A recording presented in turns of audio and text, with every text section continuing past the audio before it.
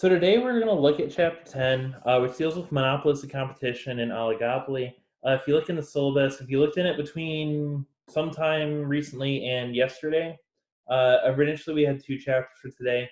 I switched Chapter 11 to next week just because I think it would work better. I didn't want to have to rush through this chapter, just because I really like the second chapter on oligopolies.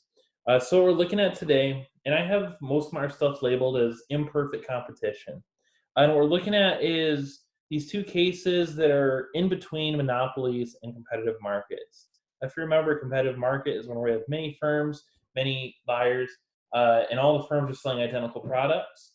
Whereas with a monopoly, we only had one firm in the market that was selling anything close to what we're making, anything close to the product that we're interested in. So today, the two situations are just our middle ground. Monopolistic competition is going to act extremely similar to a monopoly. Oligopoly will kind of be its own little, will have its own little thing going on, which we'll see when we get to it. So what we're dealing with, again, is this middle ground. So we have what are called imperfectly competitive, or I just say imperfect competitive markets, or imperfectly competitive markets. And this is where, again, we're in between our extremes of, oops, my bad. I have my notes on another computer, and my Surface thing was on my other computer's keyboard. So with the imperfect competitive markets, again, we are in situations that are, it's not a competitive market, it's not a monopoly, it's somewhere in the middle. And the two markets we're going to deal with are, first, our monopolistic competitive markets. And this is going to be a market where we have many firms that are competing, and they're all selling similar products, but they're differentiated. And basically what this means is that I can tell two firms' products apart.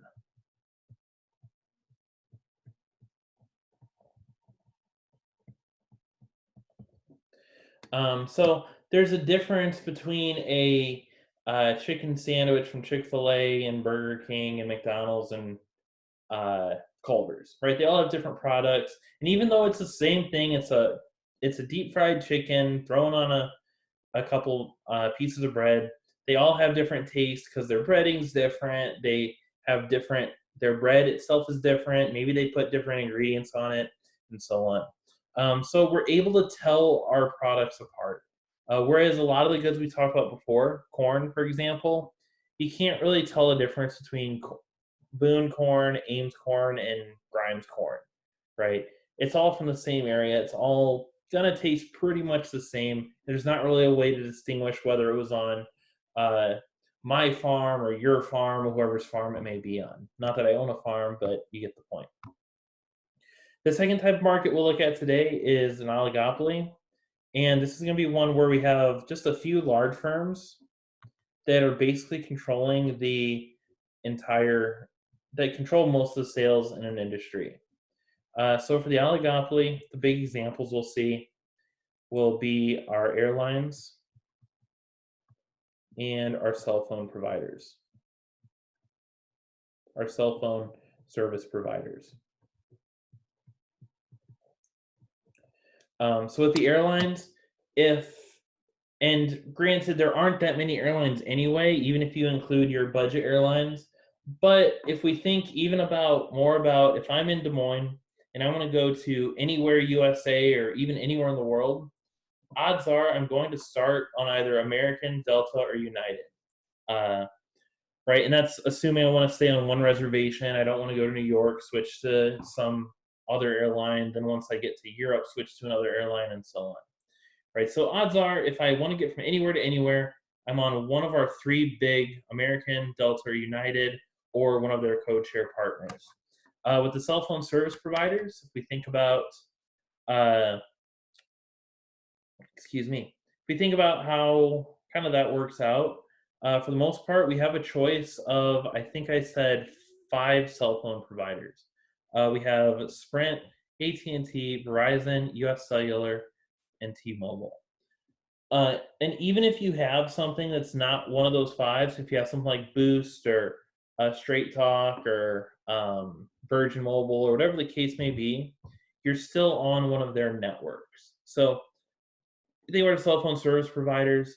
You don't really, excuse me, you have one of about five firms to choose from. And even on top of that, depending on where you live, especially by us, um, I don't necessarily know how it is in Ames, but I know in Boone or especially outside of Boone, uh, you have to pretty much have either Verizon or US Cellular. So that's what the oligopoly looks like. And this oligopoly is the one where we learn to stab each other in the back, which is a fun one. And we'll see some pretty interesting examples with that. So one of the kind of interesting things that we're getting into today and looking at are these differentiated products, right? That is, our products are either actually are or they're perceived as distinctive in some way. Um, so with these, what we're saying is, as a consumer, I can tell a difference or I feel a difference. We'll kind of get into what that means in just like 2 seconds, probably. But to differentiate our products, we kind of have four main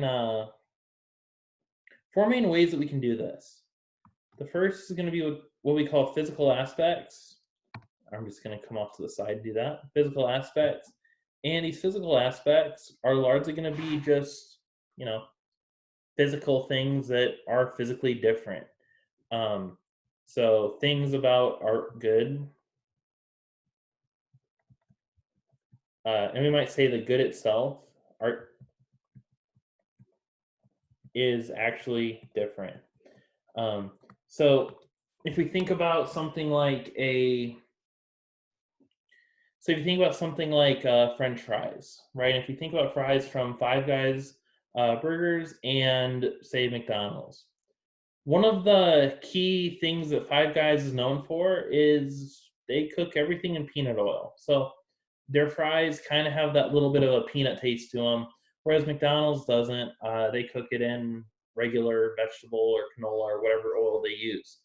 But with that, they have a different. They're made using different ingredients. And same thing if you think about any two products from any two restaurants. For the most part, the goods are in some way they're prepared different. They come out different. Whatever makes them different, it happens. So that's what we see with this first physical aspects.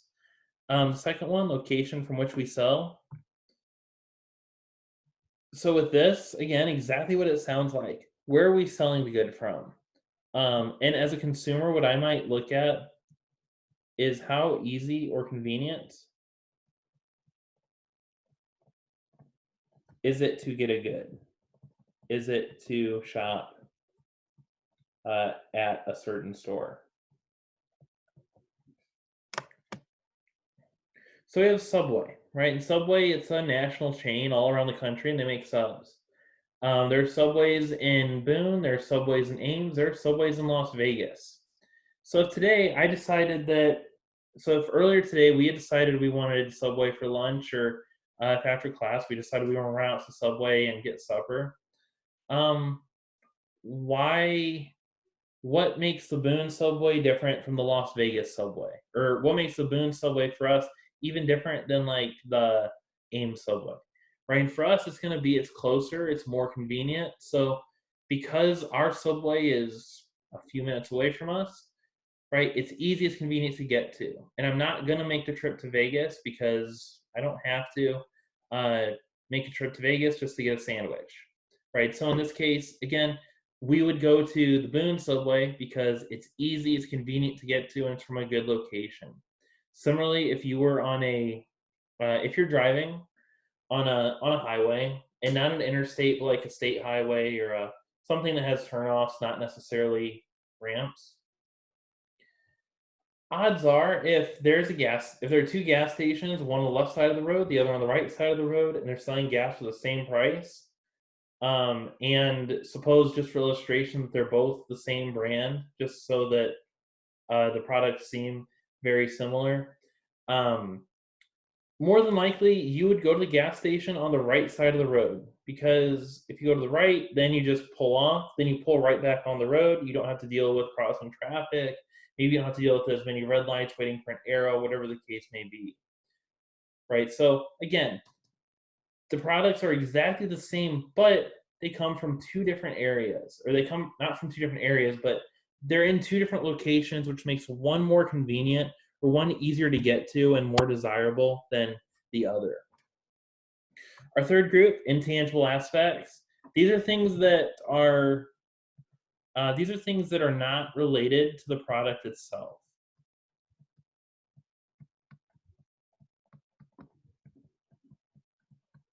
So when we think about these intangible aspects, kind of two areas that I look into this as. The first, maybe values of the firm or the firm's leadership. And the second, maybe something along the lines of big versus small business.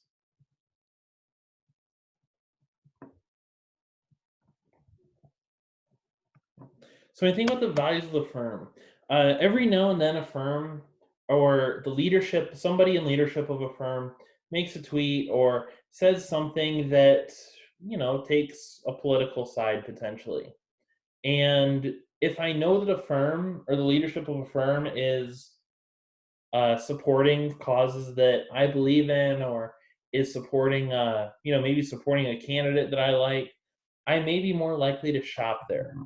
Similarly, if I know that a firm is supporting something that am staunchly against, similarly, I may come out, and I'm not saying me in particular, but we may decide that, hey, we don't want to shop at this place because we don't believe what they support, right? So something where, again, these have nothing to do with the good itself, right? You have no way of knowing that, uh, right? If I go buy a bag of weed killer from Walmart, I have no way of knowing that the store that I bought it from supports XYZ cause, right? So we have values of the firm, that is, of the individual firm or their leadership. And the second bit is big versus small business. So fairly recently, with all the stuff going on with businesses being closed and people not getting out as much, we've heard a lot of talk about, or at least I've seen a lot of conversation about supporting local businesses, right? And again, so what we may think of with this is supporting a local hardware store instead of going to Walmart or Home Depot or Lowe's. And again, not picking on Home Depot or Lowe's, just that they're kind of the two that get thrown in the mix for this. Um, if I go buy a hammer or I go buy a thing of beetle killer or weed killer, whatever the case may be, once I get it home, I have no way of knowing other than the receipt. Um, if I go buy a hammer, Boone Hardware is selling the same hammers that Lowe's is selling, and they're selling the same hammers that Home Depot is selling. For the excuse me, for the most part, maybe save their excuse me, sorry, maybe save their local, maybe save their in-house brand. But for the most part, a hammer's a hammer. I can't tell if a hammer came from a big or a small business. However, sometimes we come in and we say, well, I would rather support a local business, or I'd rather support, uh, some people would rather support Fairway than Walmart because they're a local business, uh, and they have a reputation for being a good place to work and so on. So I have those intangible aspects. When I get home, I have no way of knowing if my can of pop was from Fairway or Walmart, right? Once you're home, it's the same bottle and it doesn't say anything, but you have those things that make you prefer this local to the big, or maybe prefer the big shop to the local. Uh, so if you're traveling and you really just you want something, you're not in a adventurous mood at all.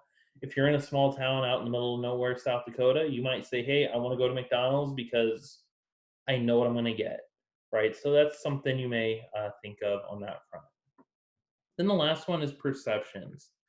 And this is going to come off on two fronts. The first is, and they're both going to kind of come off as expected quality. Okay. So on one note, you may have um, a bad experience, could prevent you from going back, prevents your return. And also, you may have expectations in terms of location. So we might think of something like Iowa seafood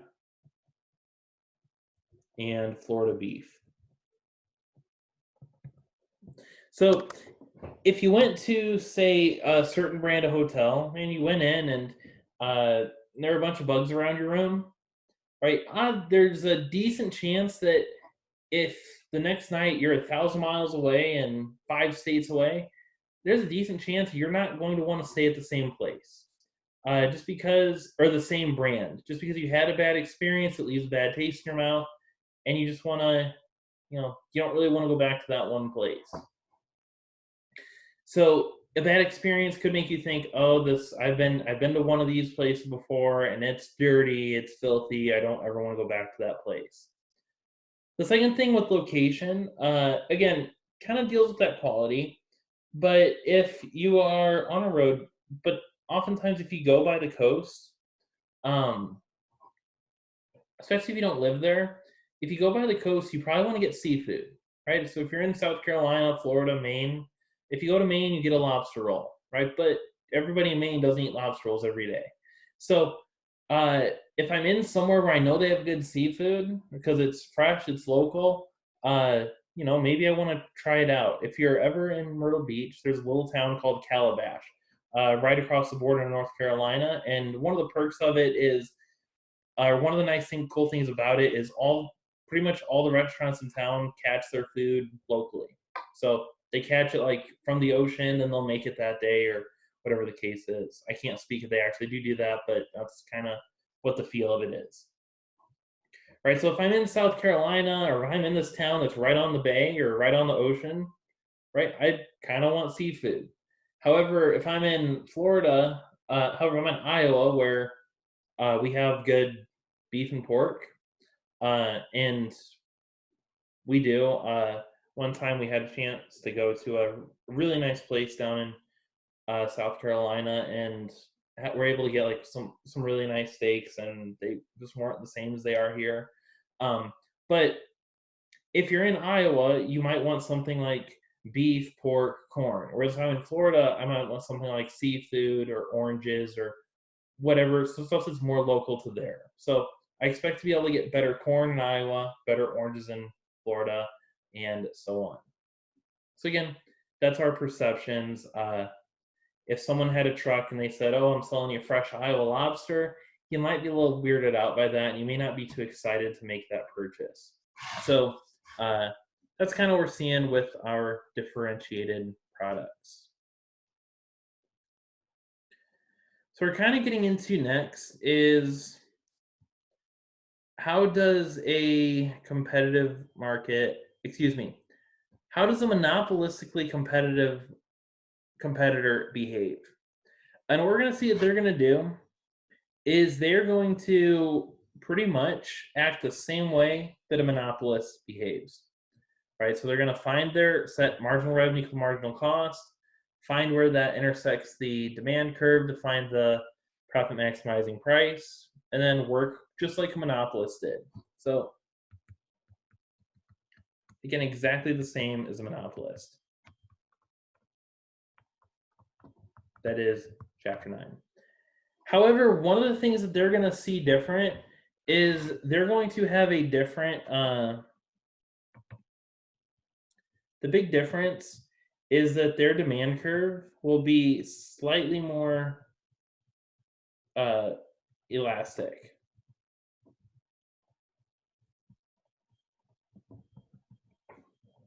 And the reason for this, suppose we consider jeans and Levi's jeans.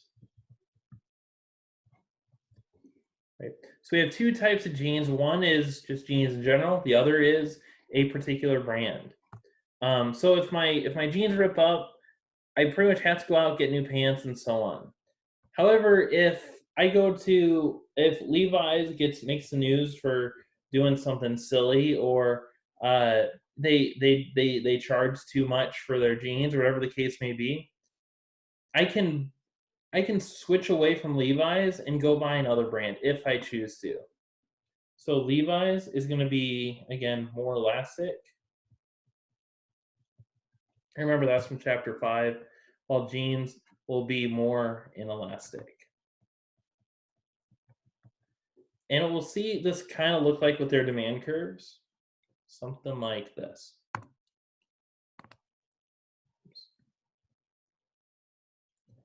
So in green, again, I'll have my monopolist.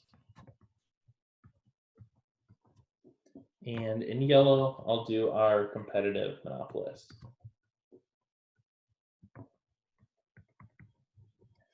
Or our monopolistic competitor, whichever. So we'll have money and quantity. So we'll see happen here is our monopolist will have a rather, will be really just outside. They'll have that regular demand curve that we've always seen. But our competitive monopolist will be somewhere underneath them, and they'll have a flatter curve. So it might be something like that. So they're going to be a fairly small share of the market, right? And that's going to be more elastic just because if they decide to raise their price too much, I'm not going to buy their product because I can go somewhere else and buy it, or maybe I can buy a different brand or whatever the case may be. But also the other thing that drives them down, the price down here, so that drives that down, is they have to compete. So if we think about the monopolist, they don't have to compete with anyone, so they can charge whatever they want. However, the competitive monopolist, again, we're more sensitive because we have choices. And if Levi's decides to double the price of their jeans, I may switch to another brand or whatever I need to do, I can do. So kind of what we expect to see with their curves. For the most part, you won't see them together like that, but just again, kind of explaining what we will expect to see. And I'm not really going to dive too much into the monopolistic competitor, just because it's the same exact thing that the monopolist does. Just again, a more elastic demand curve. So moving into the second part of today, let's see what we have. Moving into the second part, we have the oligopoly. And what we see with the oligopoly,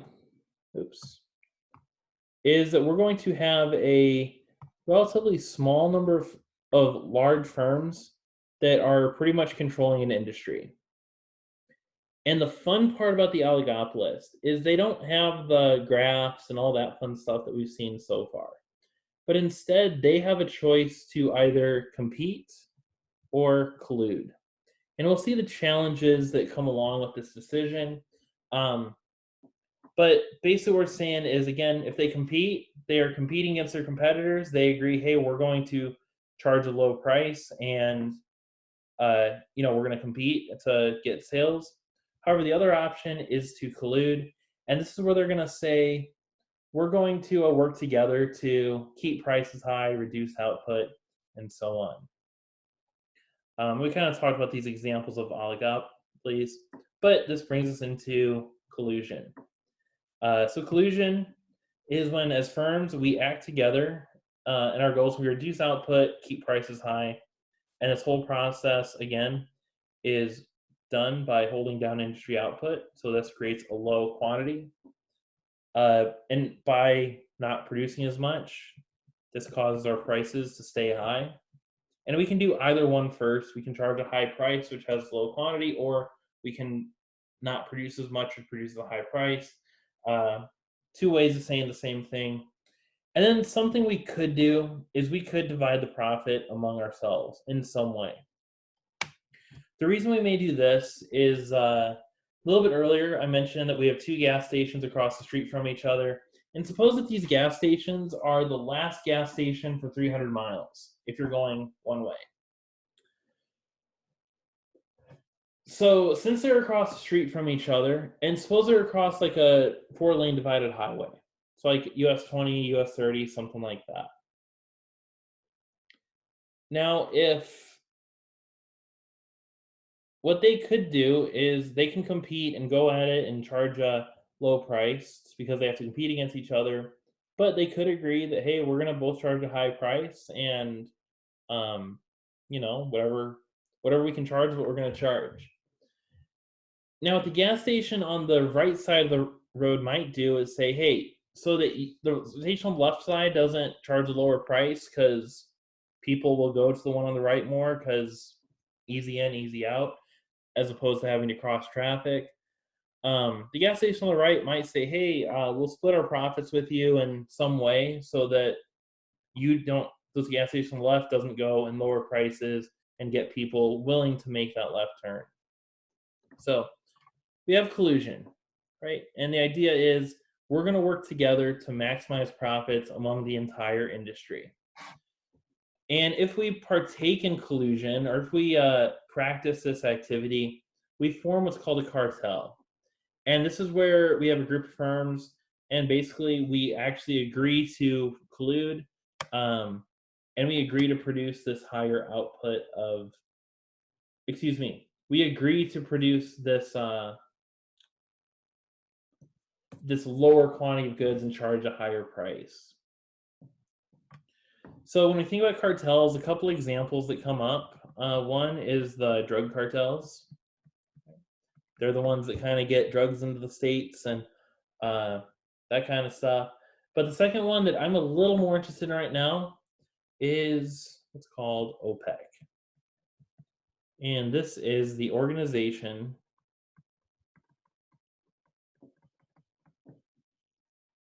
of Petroleum Exporting Countries.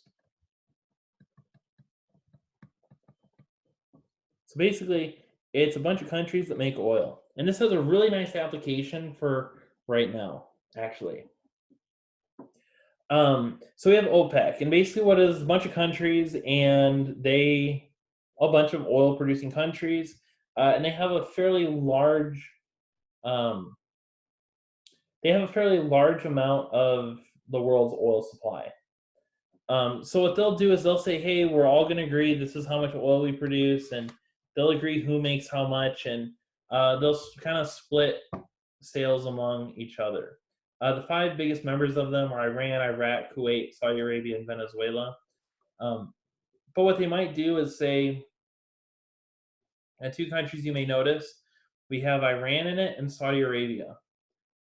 So what OPEC can do is kind of work around certain sanctions that we may have. So whereas we say, well, right, we don't want to, the U.S. may have something with Iran right now, but we don't have anything with Saudi Arabia as far as sanctions or anything like that. So what they can do by forming this organization, one, they can outright decide, hey, they can kind of get around certain tariffs or certain sanctions like that. But the other thing they can do is keep the oil prices high, or keep them stable, is, I guess, would probably be the politically correct term for that. So we have OPEC. And one of the issues right now that's coming up with them, and one of the things we may notice, is that today our gas prices are low, like are very low. Now, granted, I haven't been out today to see what they are today, but last night we went out just for a little bit, and gas was either $1.59 or $1.69 in Boone. Which means it's probably $1.49 somewhere around Des Moines or Madrid, maybe. But anyway, our gas prices right now are very, very low. And we say, well, why is this? And this is going to come from two fronts. The first is our demand went way down from Corona, right? So we don't have anywhere to go. We don't have anything to do. Right? I don't really have a reason to get out much other than to eat, go get supper, or go to the grocery store. Right? Because you can't go to movies, you can't go to over spring break. We were going to go down to Branson, but Silver Dollar City's closed, so not really a point going down there. So whereas we may normally be, driving about, and even today, instead of driving from home to Boone to Ames back to home, uh, I pretty much stayed. Well, I didn't pretty much. I stayed home all day, right? And same thing with everybody else here. Nobody drove out to Ames today for class because it's closed and we're not allowed in. So we're not demanding as much gas because we just can't. There's really nowhere to go. But the second side of this is, and the Wikipedia article for this right now is really cool. It's a nice compilation of sources and everything. But right now there's a trade, or not a trade war, a price war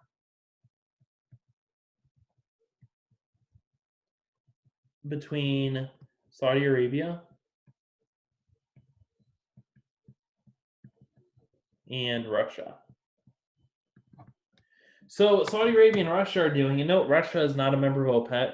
What they're doing is they're producing oil and they're selling oil at lower and lower and lower prices, and they just keep making more and more and more. With the idea being that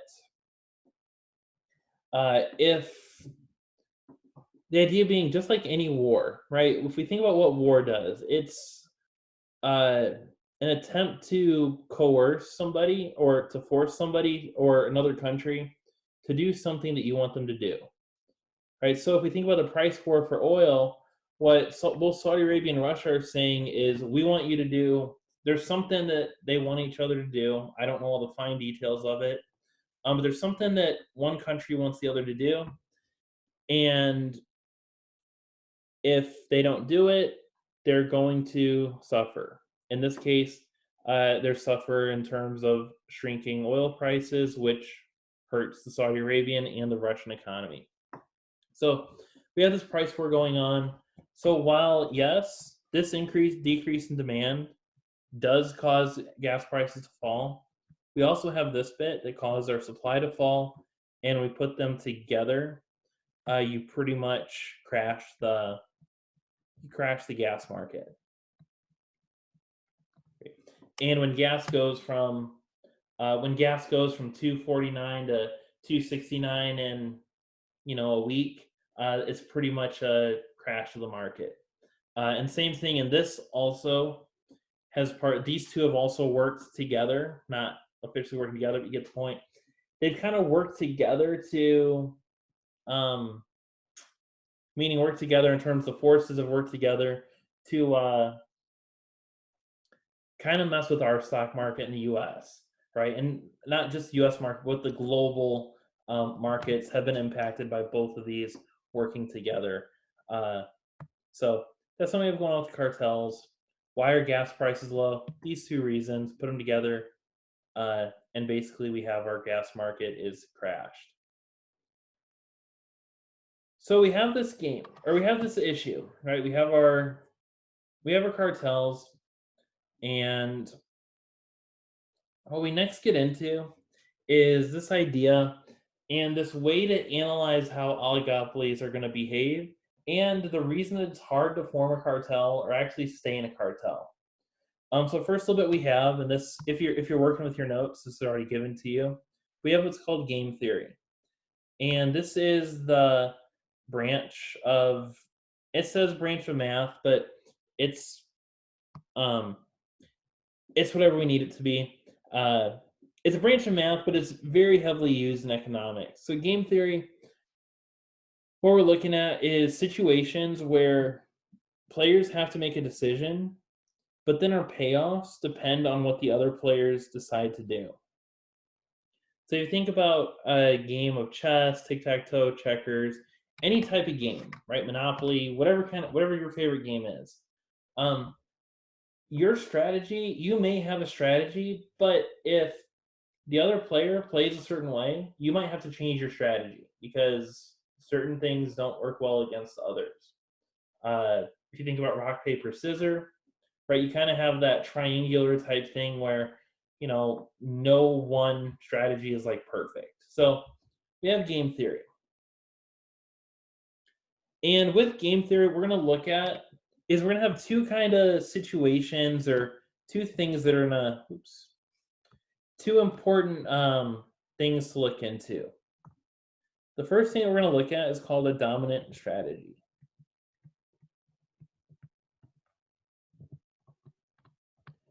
And this is going to be a decision the player picks regardless of what the other player does.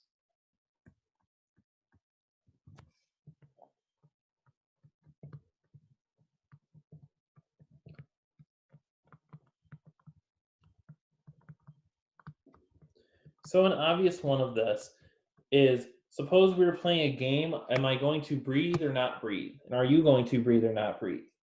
Regardless of what you decide to do, I'm going to be better off to breathe because I like to live, and if I don't breathe, I kind of can't fill my lungs with oxygen.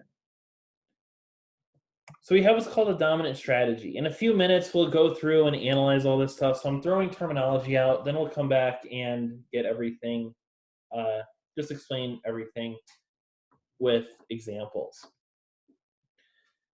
So the next thing we have after terminology is, or a dominant strategy, is what's called a Nash equilibrium.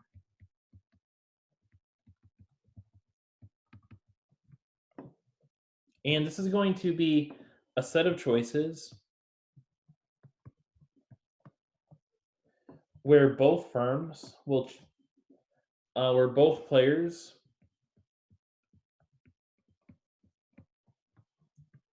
will opt to stay in the status quo, or where they currently are, or where they'll opt to stay in the status quo. That is, no player can become better off by themselves.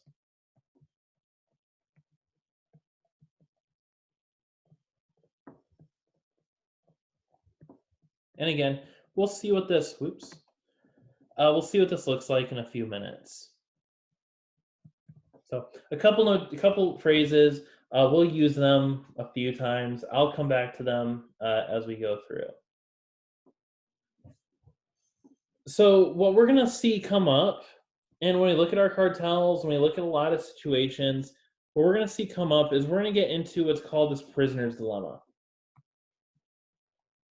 And what the prisoner's dilemma is gonna do is it's gonna be a scenario where it's phrased as the gains from cooperation are larger than rewards from pursuing self-interest. That is, if we can, we are better off to cooperate. But uh, if I myself choose to switch, I can become better off by switching my move. So the example that we have here is this case where we have two firms and we have a choice to either cooperate or not cooperate. So this hold down the output means we cooperate, and this one means to collude, and this one means to compete.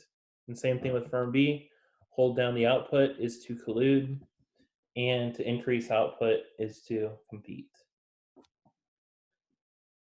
Now, if we run through this, all right, we have our two firms. I'm going to label firm A as red and firm B as green. But if I think about how am I going to make my decisions, what I'm going to do is I'm going to think, how am I going to act if I know what the other firm is going to do? So suppose I'm firm A, and I know for a fact that firm B is going to collude with me. They're going to hold down their output. So what I'm going to do, and don't erase this on your notes because I can erase this, or don't cross this out on your notes because I can erase this in 2 seconds. Not even that.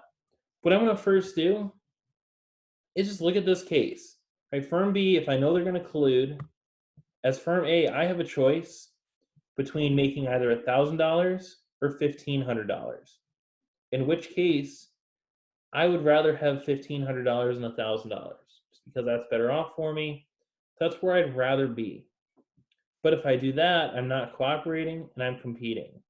So I am better off to compete than to collude if I knew that firm B is going to collude.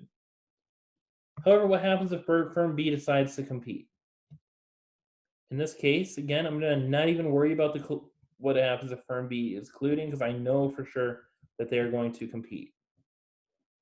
So in this case, I have a choice between making either $200 or $400, in which case I would rather have the $400. So what we see happen, no matter what firm B does, firm A is going to decide to compete.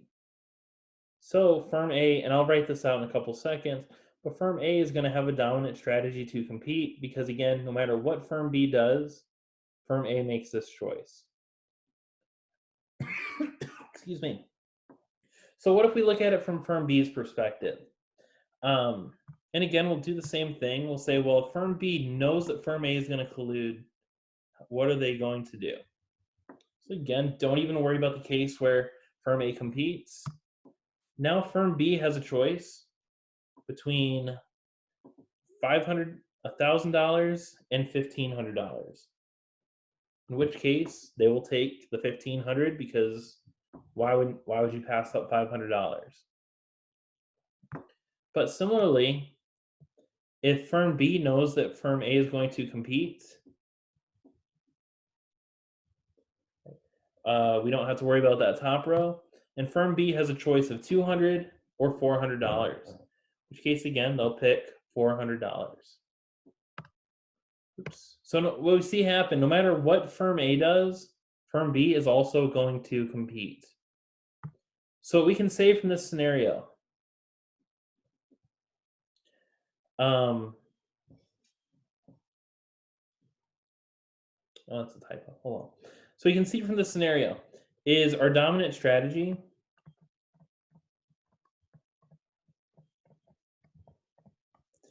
for firm A is to compete, and firm B is also to compete. But the downside of this is our optimal point. From the firm's perspective, our optimal point would be for both firms to collude. Because if they both collude, they could each make $1,000.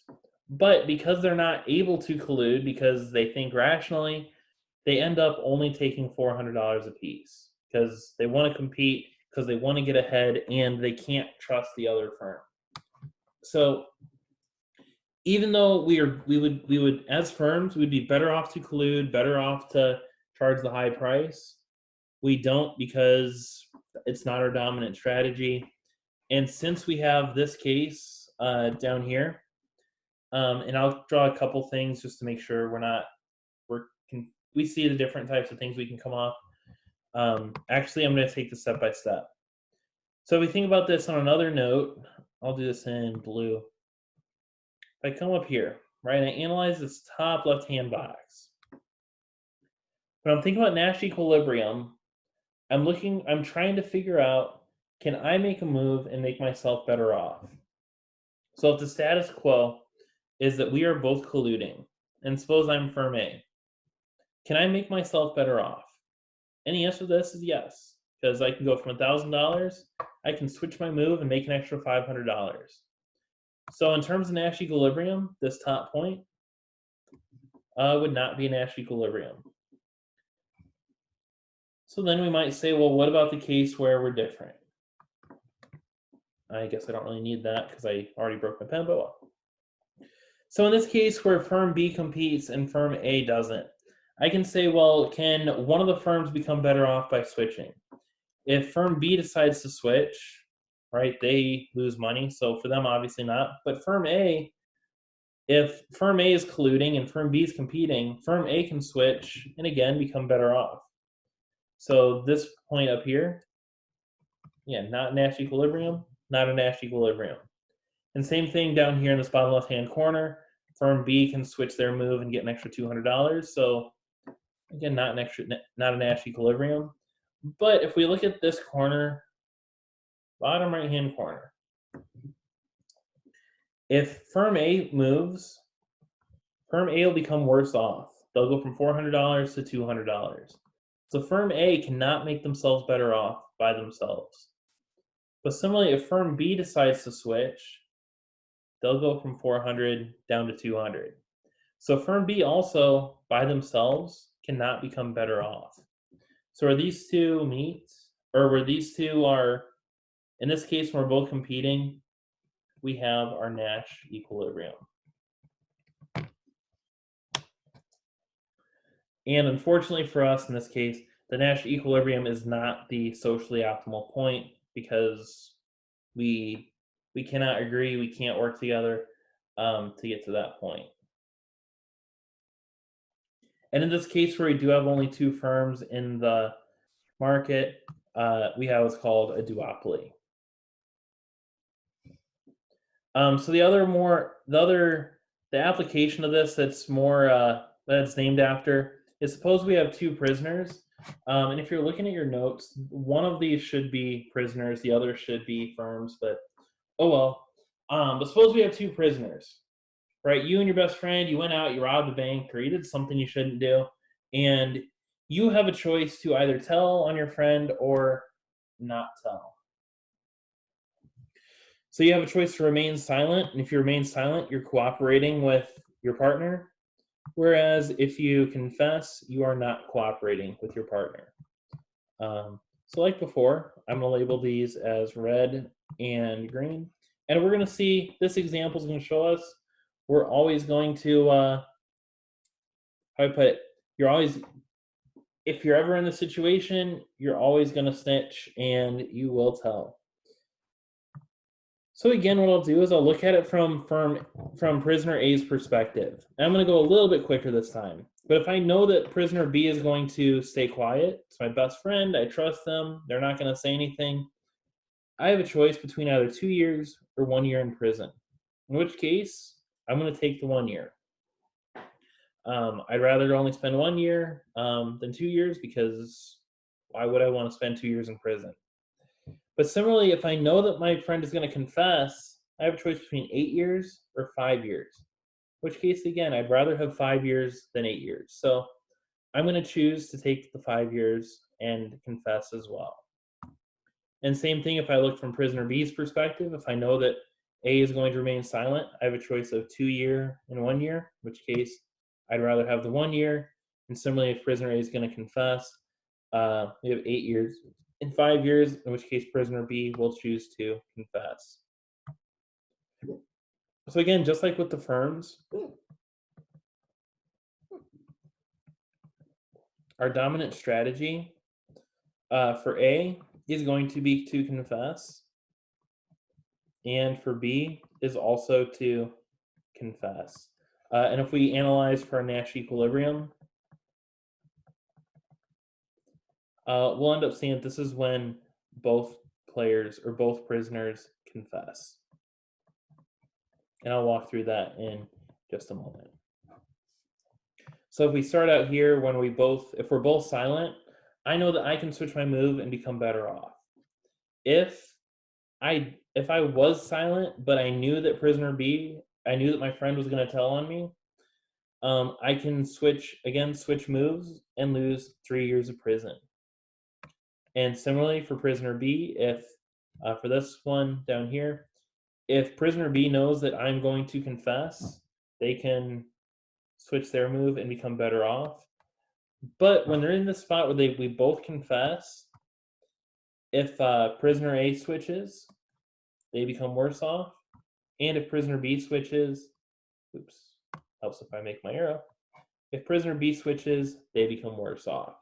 So just like with the other case, our Nash equilibrium is going to be, and it's blue, whatever. Our Nash equilibrium is going to be when both prisoners confess.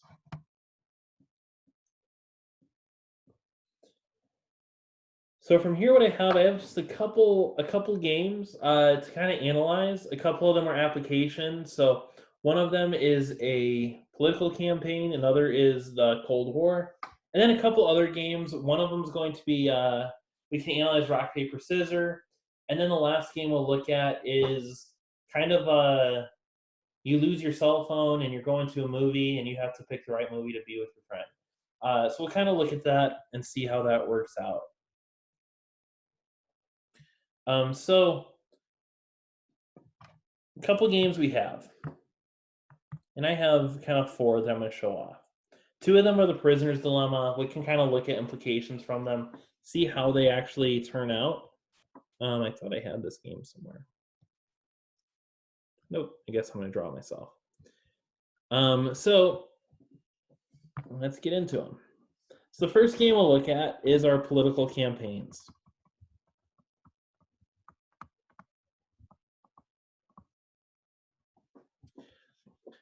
So every year, every time we have an election, one of the things that people say is, "Oh, I'm going to run a clean election. I'm going to run on the issues," and so on.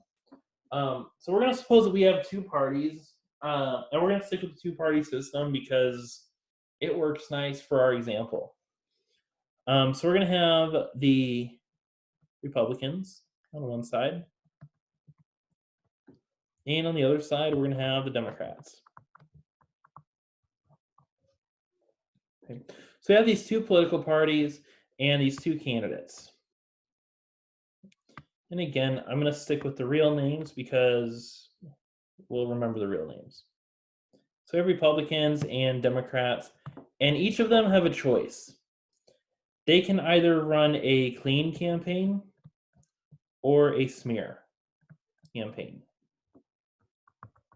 And same thing, Democrats can run a clean or a smear campaign. So they have these choices, and we can make the table that we've been seeing so far.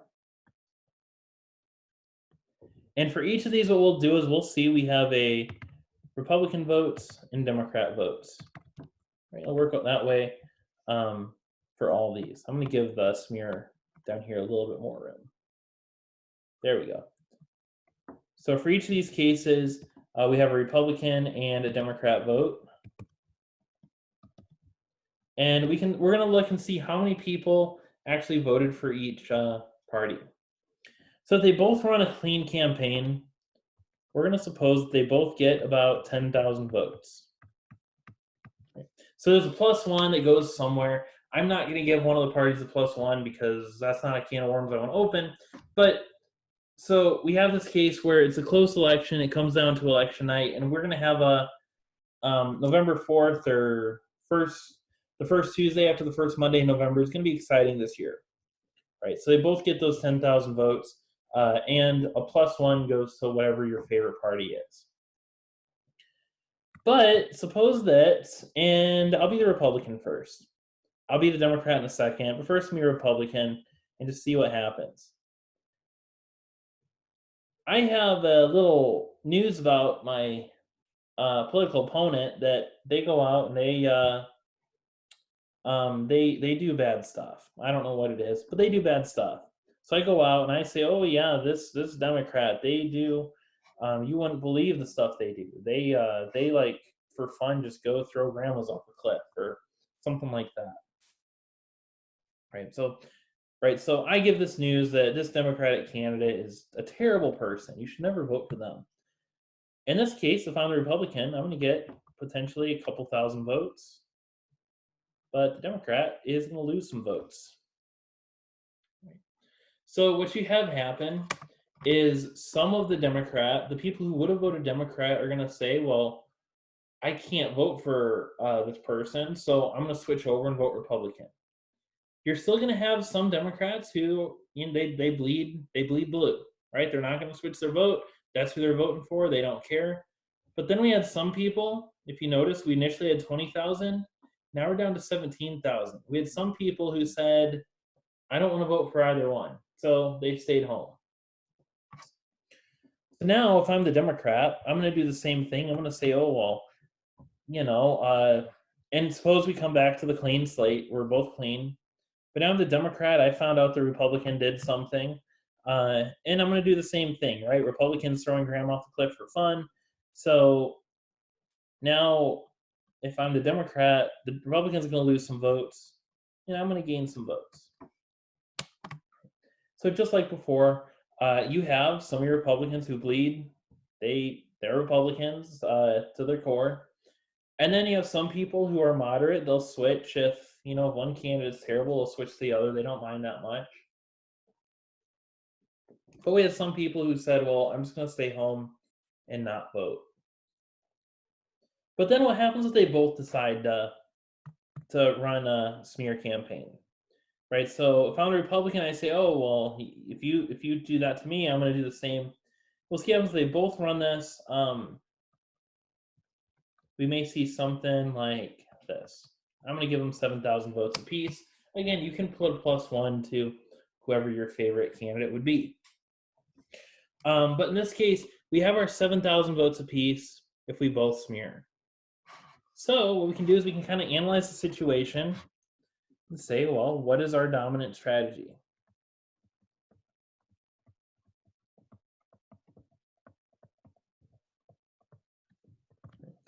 And our dominant strategy, and we'll break it down again for Republicans and the Democrats. So if I'm a Republican and I know the Democrat is going to run a clearing campaign, I have a choice of either 10,000 votes or 12,000 votes. In essence, I have a choice to either have a close election or I can outright win it. In which case, I'd rather just win it than have a close. Right, in any case, I think, and granted in sports, in like a sporting event, you want it to be fun. You don't necessarily want to just, go beat somebody by 100 points. But and if it's something that's like an election or if it's dealing with my job, I don't mind if I'm, comfortable. If I'm comfortable, I'm happy. So if I know the Democrats can run a clean campaign, I'm going to go ahead and smear because why not? I can have a for sure win on the election. However, if I know the Democrats going to smear, I have a choice to either outright lose the election or I can have a close race. In which case, again, I would rather have a close race, so I'm going to go ahead and smear as well. Now, on the other side, if I'm the Democrat, we're going to see kind of the same story. If I'm a Democrat and I know the Republican is going to run this clean election, I can either win or have a close one, in which case I'm going to choose the win. And same thing if I'm the Democrat and I know the Republican's going to smear me, I'm going to go ahead and either lose or have a close election, in which case I'm going to go for the close election. So in this case, what we see happen with our dominant strategy, the Republican, no matter what the Democrat does, they want to run a smear campaign or attack ads, whatever the case is. And same thing for the Democrat. No matter what the Republican does, they're better off to run a smear campaign. So that's what they choose to do. We may also think of a smear campaign as an attack, as running attack ads. Right? So we're not focusing on the issues, we're focusing on how terrible the other person is. Then if we think about what our Nash equilibrium is,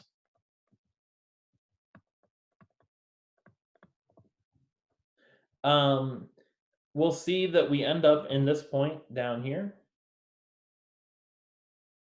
where we both decide to smear. Because if we both run the clear, if I know that the other party's going to run a clean, I can, by myself, win the election. If I know that the other party's going to smear me, I can, by myself, get back into an election I've lost. But if we're both smearing each other, if I decide, if you smear me and I say, oh, well, I didn't really mean that and so on, I'm going to be the loser because I'm going to be the one that's basically not showing how terrible a person the other party is.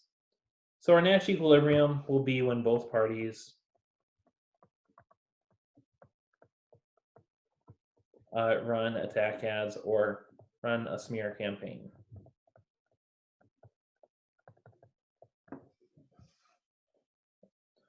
So we have our Nash equilibrium.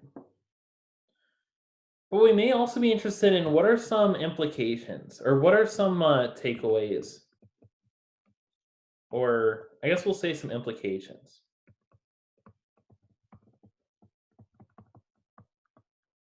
And what we're going to see is that this kind of, so before, when we were over here on the, looking at the firms, it helped us as consumers. It was good for us that they were not able to collude because we get a lower price good, and that's good for us as consumers. However, when we're over here, we see kind of something going on. So what is the, and I'm not going to say implications, I should say the outcome.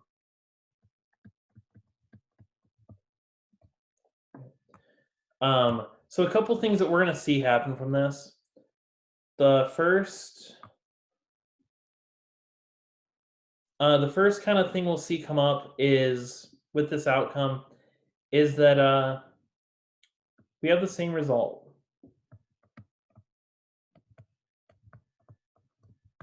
as if we both played nice as a clean campaign.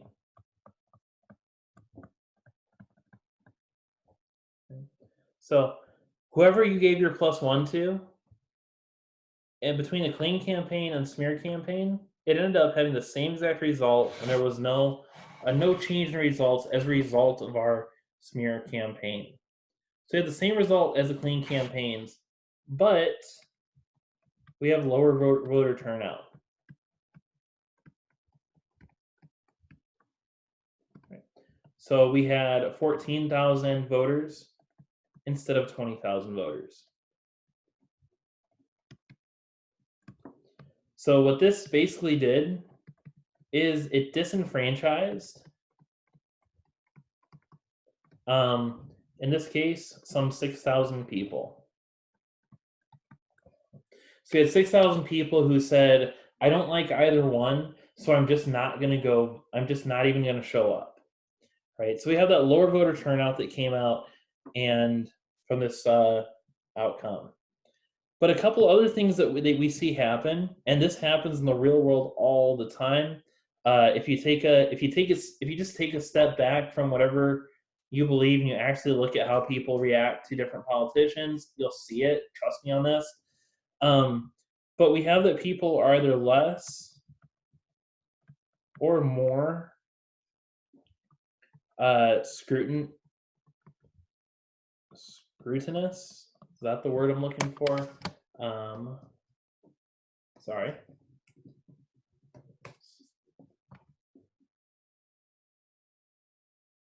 Scrutinous. Yeah, that's what I'm looking for. So either less or more scrutinous, or we are either super or not critical of our electoral, critical of our candidate. Right. So I ran and I won office. Right. So you're the same party, the people of the same party, or the people who voted, or let's do it this way. Your voters will never admit that you can do wrong. So they will see no wrong in your behavior or in your they'll see no wrong in your policy or even your behavior, whatever. Right. So if I voted for somebody, no matter what they do, they cannot do anything wrong. If they approve a piece of legislation or whatever the case is, it must be good, right? And I can justify anything they do. And this comes down to, and this happens both Republicans and Democrats. People sit and they say, "Oh, I voted Republican or I voted Democrat. I'm not going to say that my party can do anything wrong." Right? So your voters will give you a free pass to anything you do. However, your opponent's voters will be just as harsh, just the opposite way. They will not give you. They will see no right, uh, and will never give credit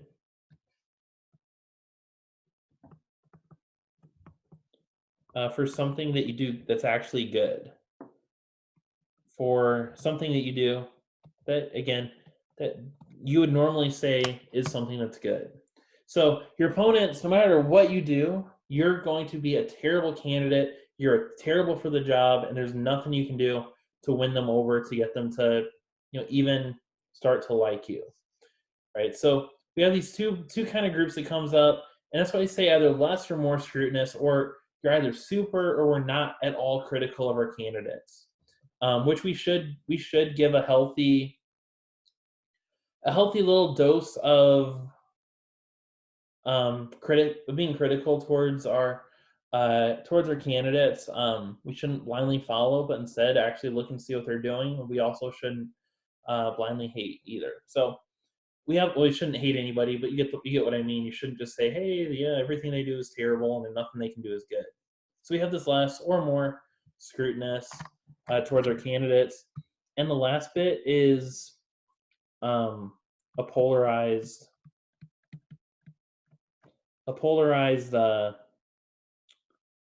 community, I guess, maybe. I don't know. A polarized community. And what this comes from largely is if we come back here, um, since we had the smear ads, people only see what the smear was. Or let me see, your opponents only see what the smear is, and your allies only see your policy, which, because you have great policy, but you have your skeleton in your closet. So since your smear ad, your opposition can only see what, let's phrase it this way. Your opposition can only see your skeleton. And if we get what I mean by skeleton, your skeleton, your closet, your secret, the smear that your opponent was able to pull up on you. But same thing, your allies. So your, I guess we'll say allies, also only see the skeleton of your opponent.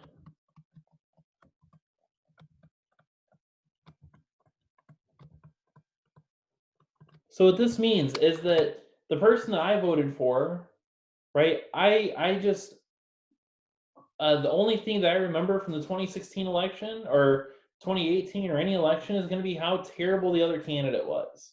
And same thing, if I voted for another candidate, the only thing I can remember is how terrible the other candidate was, regardless of who I voted for. Right? So I see the skeleton of one candidate, but I don't see anything wrong with my candidate. The same thing on the other side. They're going to only see the skeleton and so on. But when we have this, when this is kind of the mentality that we have and all that we see, you really just can't see, how to put it, when the only thing that we choose to see is the skeletons of our candidates, voting for the candidate turns in and ends up is going to become beyond justifiable, right? That is, how can you vote for somebody that did this, this, and this, right? And that's what you say about my candidate. Then I'm going to come through and say, yeah, well, yeah, my candidate did this, but your candidate did this, this, and this, right? So what we turn it into is we turn it into where our candidate is like this perfect saint, your candidate is, like nothing but evil. So these kind of four things are kind of the drawbacks of the political campaign case. So in this case, this is kind of a negative as a result of our national equilibrium. It would probably be nicer if we could, just run clean campaigns, run on issues, and vote for policy, but it's not where we are. So the last kind of big application before we get into our two small games is going to be Cold War nuclear weapons, or the nuclear arms race.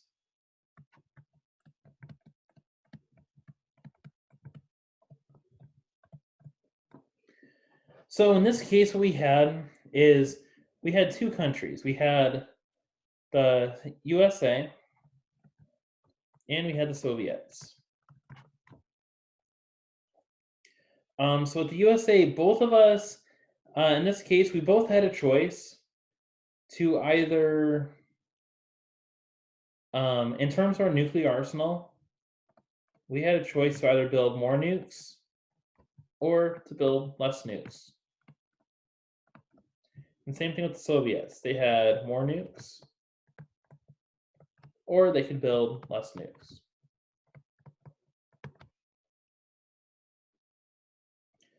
So in this case, uh, the USA and Soviets, USA, Soviets. So in this case, in our own perfect world, we would say, oh well, we're just gonna all not build a bunch of nuclear weapons, and right, we're all gonna get along, sing kumbaya, call it good. But things kind of didn't work out that way. So I'm going to break this down a little bit more to something a little more abstract because I don't have like voters or anything like that. We're going to say that if we both have less nukes, we have a utility of say 10. Right?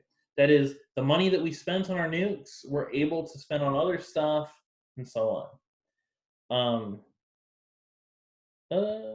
Yeah, and we have the sense of security.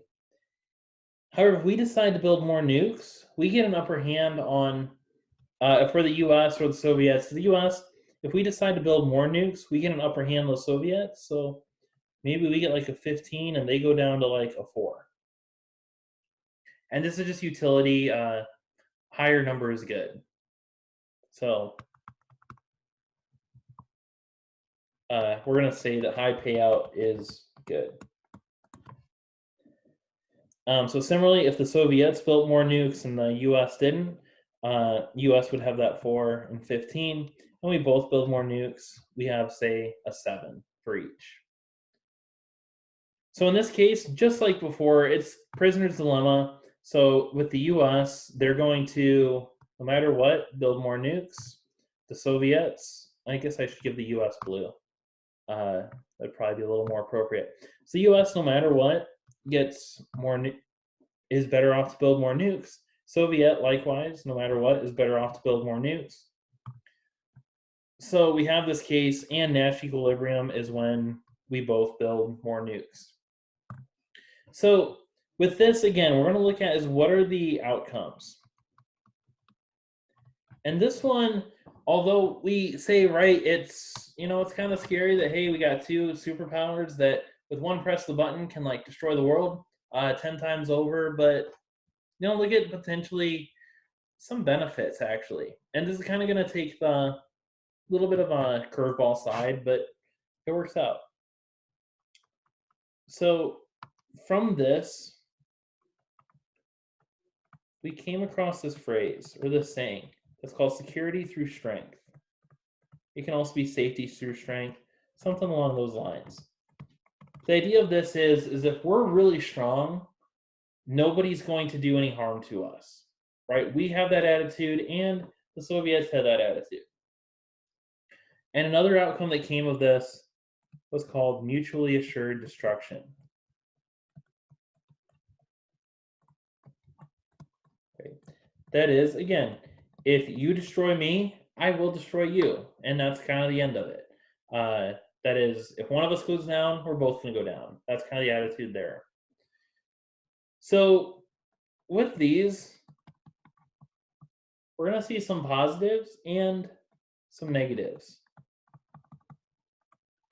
Actually, I'll start with the negatives because that's kind of the more obvious side, I think, and that's the more straightforward side that, you have a heart for.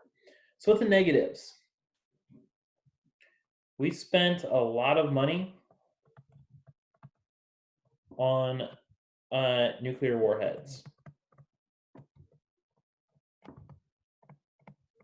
Right. And the world was one button away, one button press, basically from being destroyed 10 times over. Oops, let's spell right. From being destroyed.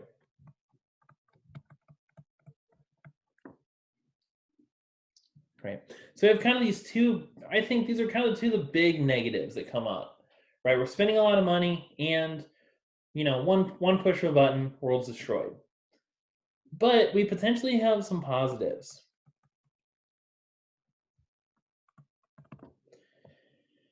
And the big kind of positive that I'm going to say and entertain is that since we had mutually assured destruction, since we had the security through strength, we potentially had less conventional warfare.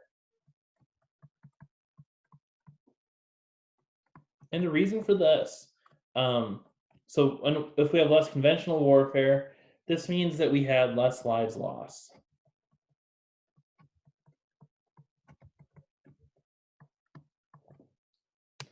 And the idea of this, and again, this seems a little counterintuitive, but if we think about it, it kind of makes sense. If I, you know, that I have an attitude that if you go down, or excuse me, if I go down, you're going down with me, and I know that you have an attitude that if I go down, you're going down with me. So we both have that attitude. We both have that mindset. Um, I'm probably not going to attack you just because if I know that an attack on you means I die, I might be a little more hesitant to make that attack happen. And same thing for my opposition. If you know that if you attack me, that if one of us goes down, we're both going down. You just might be hesitant, and you might give a little extra thought to actually making that move, making that attack, and so on. So we see less conventional warfare. Um, that is, we're a lot slower to hit the button, and with this, we have less lives lost. And there's a decent argument made that by building all these nuclear warheads, we actually ended up saving lives. Because if I know that, hey, if I know that, well, right, if I can, I can do something to you, and you might do something back, but it's not going to be like the end of my country. I might play around a little more. I might do a couple more, be a little more involved, get a little more in your face, or whatever the case may be. But again, if it's you go down, I go down, and I go down, you go down, I might not be so willing to make that move. Um, so again, just a little interesting little thing about economics. Economics can tell us about politics. It can tell us about the nuclear arms race, and it can go in a lot of other places too. So a couple. So the issue that comes up with that we see is, and I think by now you can see, if we want to enforcing, if we want to try to enforce cooperation, and after I talk about enforcing cooperation, I'll look at a couple other games. But to enforce cooperation, we're going to see this is very difficult. And it's going to be difficult for a couple reasons. One, it's against our own self-interest.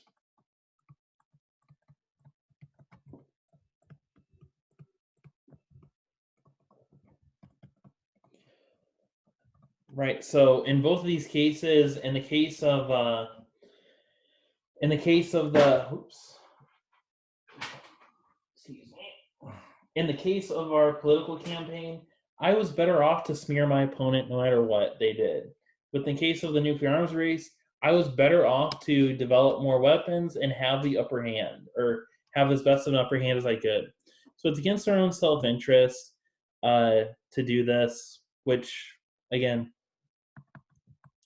which again makes it hard to both start and sustain a cartel or cooperation in this case.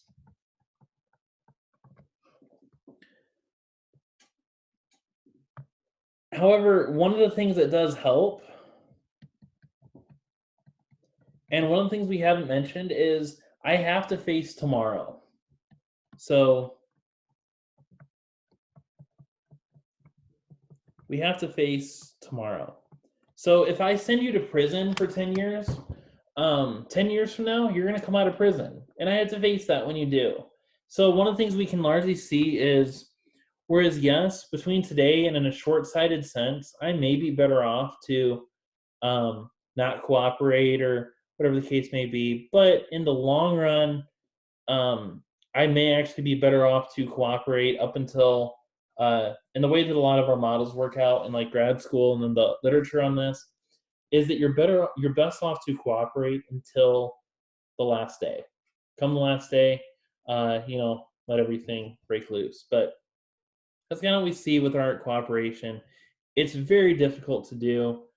just because I can't trust you, you can't trust me. So, right. And if we're both rational, I know I can't trust you. So we have that kind of thing going on. So before we wrap up, I have just two little games to analyze, just to show some different relationships between Nash equilibrium and dominant strategy. So the first game is rock paper scissors.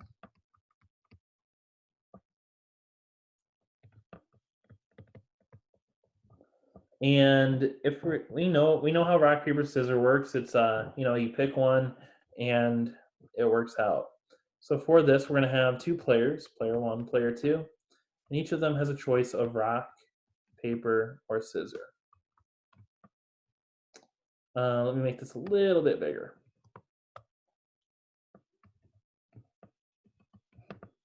There we go.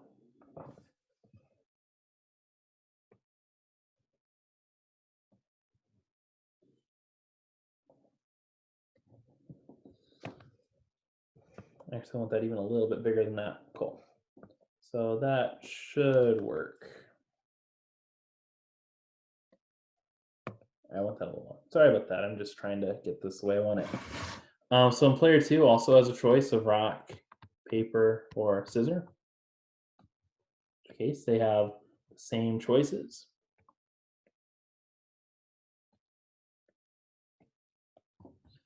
And up here we'll have player two. And each of them are going to have a payout for every case. So give me just a moment to write these out.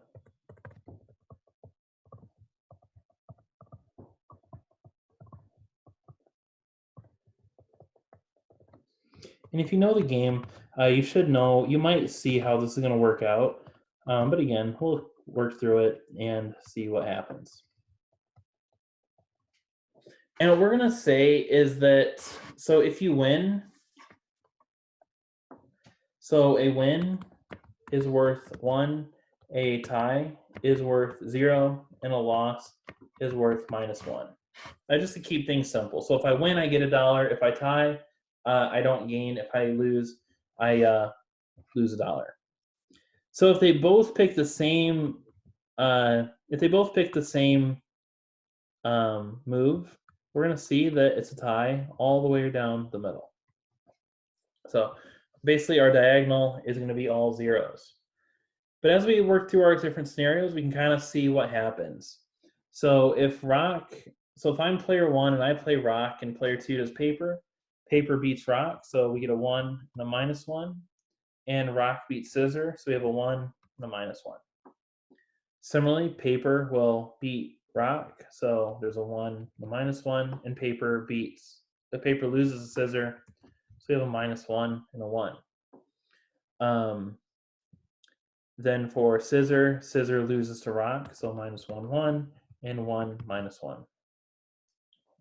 So we have these different payouts for every case. And what I can do with this one is act just like I would before with any other game. So if I'm player one and I know that player two is going to pick rock, I want to pick paper because that's my best outcome. If I know that player two is going to pick paper, I'm going to go ahead and go with scissor. And if I know that player two is going to pick scissor as player one, I will pick rock. So in this case, if we start looking for a dominant strategy,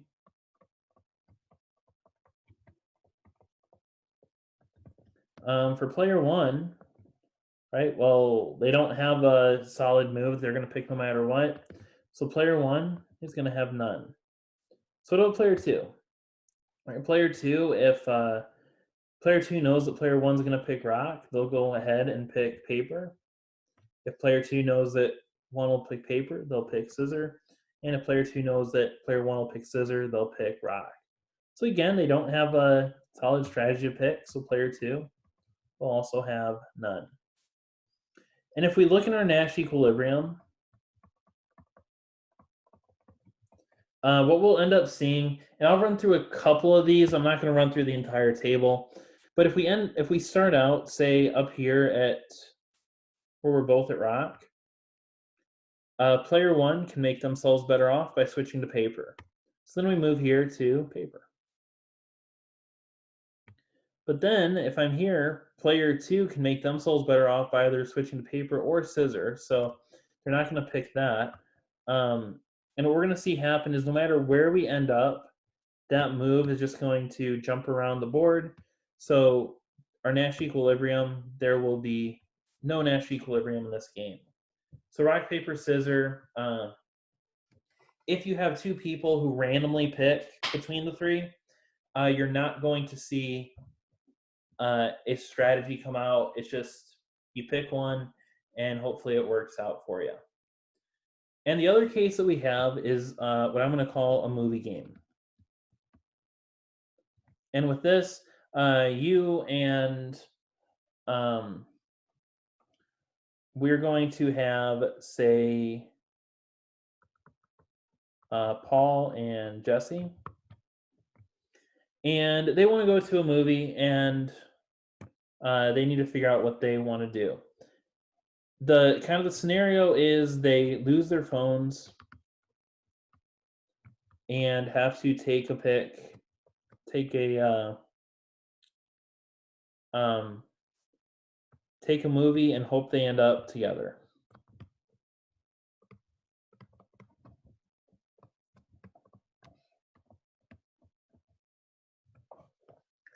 So we're gonna say that Paul likes horror movies, while Jesse is gonna be more of a fan of comedy. Okay. So they're gonna have a choice. They lose their phones, and they get to the theater. They have no way of getting to find each other until they go into the same or a different theater. It's a little unrealistic, but just go with it. So in this game, all right, we're going to have on one side Paul, on the other side we'll have Jesse, and they each have a choice for either a horror film or a comedy film.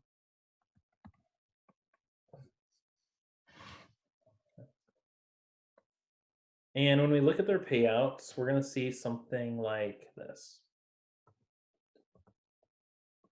There we go, that works. So we have Paul and Jesse all the way down. So their overarching goal is going to be together, right? That's more important than anything. So if we said Paul likes horror, so if we end up there, we have a 10 and a 9. If they end up here, we'll do a 9 and a 10. But if they end up in different shows, since Paul likes horror and Jesse likes comedy, if they're in this spot, say they get 2 utility apiece. But if they end up down here, they each get no utility because they're not seeing the movie they like and they're not with each other. So if we think about a dominant strategy, if I'm Paul and I know that Jesse is going to pick a comedy, if I'm Paul and I know that Jesse's going to pick a horror film, I have a choice of 10 or 0. In which case, I'm going to pick the horror film. Also, if I'm Paul, I know Jesse's going to pick comedy. I'm going to go ahead and pick the comedy as well because that makes me better off to do that. Same thing if I'm Jesse. If I know Paul picks the horror, I pick the horror. If I'm Jesse, I know Paul picks the comedy. I pick the comedy as well. So if we look at our dominant strategies, we'll see that Paul, again, has none, and Jesse also has none. But if we look at our Nash equilibrium now, we're going to see something kind of cool.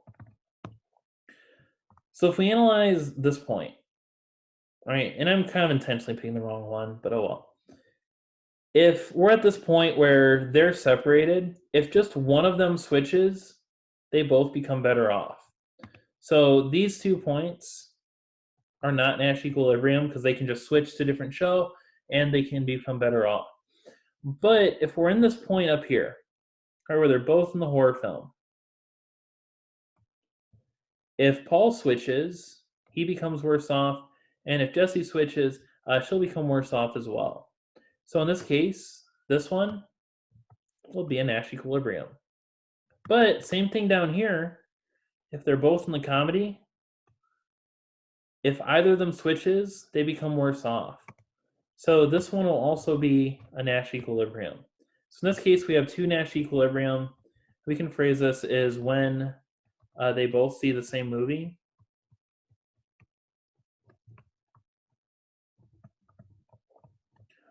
Or we can say uh, horror, horror, and comedy, comedy, right? So in this case, we actually have two Nash equilibriums. And uh, so just kind of showing some relationships that we can have with dominant triads and Nash equilibrium. You're not necessarily just always going to have this prisoner's dilemma case. You could have this rock, paper, scissor where it's just pure luck. Or you could have this game, this movie game where neither of you have a dominant strategy, but there are Nash equilibriums. So that's just a couple things that we can see in a couple last minute games for this chapter. So with that, that's pretty much what I have for this chapter. I'm going to stop the recording, then close you all out really quick.